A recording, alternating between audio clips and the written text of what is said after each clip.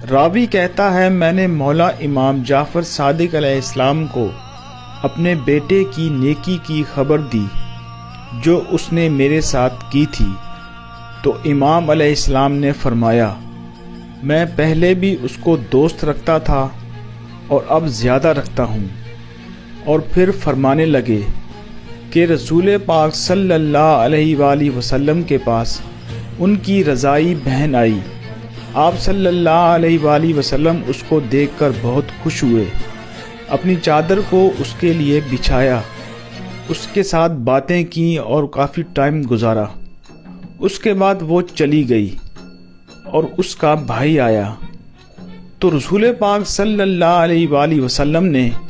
وہ سلوک اس کے ساتھ نہ کیا جو اس کی بہن کے ساتھ کیا تھا۔ تو کسی نے اس کا سبب پوچھا